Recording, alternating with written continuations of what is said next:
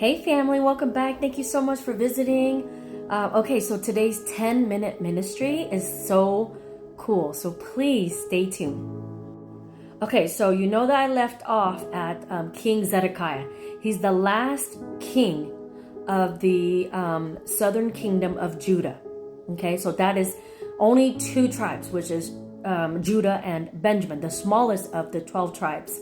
And you know that the 10 tribes went up north to create the northern kingdom of Israel. And that one was led by super evil kings that had nothing to do with King David's bloodline. King David's bloodline was only down at the southern kingdom of Judah. And the split happened after King Solomon was just so rebellious and disrespectful and kept marrying all these foreign wives, and they kept bringing their foreign gods into the Israelite kingdom. And so then they started praising and worshiping false gods and idols. Okay, so God punished them by splitting the 12 tribes, and they never came back together after that. So we know that northern kingdom of Israel was conquered by Assyria. And Assyria, they were savages. So they took them and they were gone for about 136 to maybe about 200 years. So that's usually the number that people usually say because, you know, of the date accuracy. So 136 to 200 years, they were captured before the southern kingdom was captured by the Babylonians. Now with the Assyrians capturing the northern kingdom of Israel, they were gone for 136 to 200 years. So they had mixed so much that they became called the lost tribes. Okay, and so they got forced to be assimilated into their culture, their language, worshiping of their gods, intermarriage. So the Jewish bloodline, then it got watered down. But look how good God is. God held the southern kingdom of Judah, which is the smallest two tribes, Judah and Benjamin. Okay, and so that's where Jesus came from, was that Judah bloodline. And so God held on to them for as long as possible. And even though they had a lot of evil kings, and they had a lot of in-between kings, good and bad, and they only had three good kings, which was King David, Hezekiah, and Josiah. Eventually the last three kings were real evil. And so God allowed them to be conquered. But God was so good, even though he allowed them to be conquered, he allowed them to be conquered by Babylon and not Assyria. And now you guys know about my video, if you haven't watched it, about how Nebuchadnezzar II changed a lot of the names of the people, the young men especially, and the men of royal blood to... he gave them Babylonian names, which is Shadrach, Meshach, and Abednego. Those are all Babylonian names. And I have a video that explains their names and what they mean, and also their Hebrew names, if you guys can look for that. And we know about what he did with them. He tried to force them to worship their gods and to worship him. But Shadrach, Meshach, and Abednego would not do it, and so they got thrown into the fire. Well, the people were in exile for 70 years in Babylon. Now it was the prophet Jeremiah. He prophesied that the Israelites would be exiled for 70 years. And it happened. Okay, so while the Israelites were with the Babylonian, under the Babylonian rule, they were there for 70 years. And even though they were in exile, they were still God's people.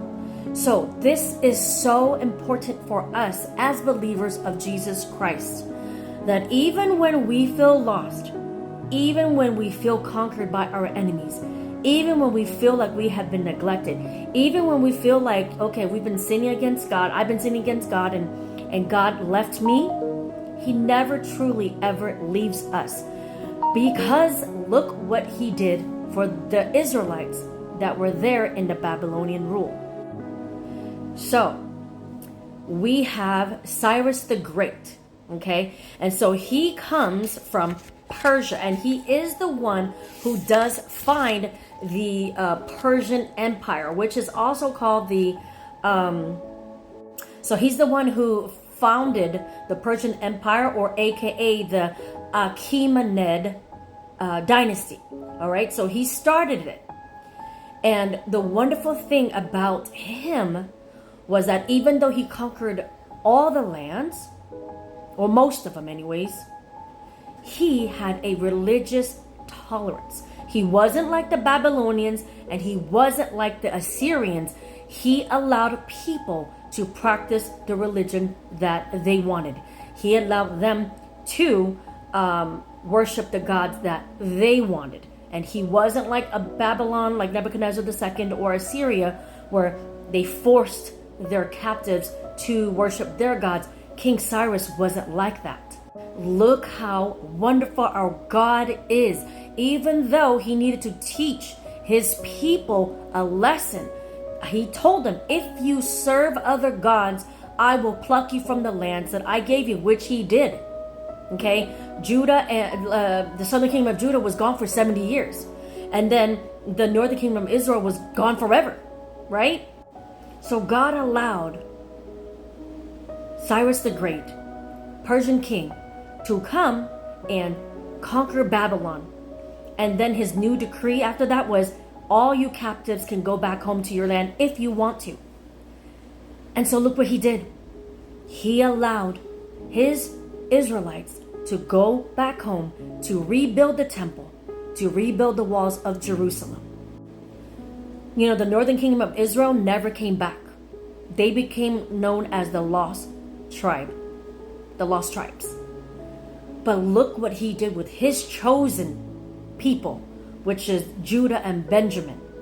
They came from, and they were ruled under King David's bloodline. God was still faithful to them. They were taught 70 years, right? And a lesson, right? In those 70 years of Babylonian rule. And then here they are, now under Persian rule. And they're like, what's going to happen? And then King Cyrus has a religious tolerance and allows them to go back home. So even though he conquered many other lands, he still allowed them to practice their religion. Now God used Cyrus, the Persian king, to help his people. And this is what I'm telling you, is that God will use whoever he wants to, even if they don't even believe in God. Remember my story about how the Muslim man helped my Christian husband? And they don't believe in Jesus the way that we do, but God still used him to get a message to my husband. And so look what God did with King Cyrus. Used him to help free his people to go back to Israel. Now, there was an issue when they went to go rebuild, the temple, and it got halted for many years. And by the time that it was halted for many years and they wanted to continue to rebuild, it's now a new king. So this new king is Darius the Great. And so liars, haters, sent letters to Darius the Great and said a bunch of stuff. Okay, so this can be found in Ezra. Okay, and so when he halted it, they were like, hey, you need to go and read the scrolls of King Cyrus. And so he opened up the scrolls, and he saw that, yeah, he did allow them to go back and to rebuild. And so Ezra chapter 6 verse 11, this is what King Cyrus said in those scrolls that King Darius read. Also I have made a decree that whosoever shall alter this word, let timber be pulled down from his house, and being set up, let him be hanged thereon, and let his house be made a dunghill for this. So anybody who messes with the Jews, you're going to be dealt with. And so King Darius allowed them to go ahead and finish rebuilding the temple. God is for his people. God is for his people. God is for his people. He was for his people then, and he is for his people now. Okay? We might not be of Jewish blood, but we've been adopted into the royal bloodline. Okay? And so the promises made to the Israelites are also promises made to us. So no matter what happens, no matter how hard things get, no matter how lost you are, God will always get you back to him. Until next time, God bless.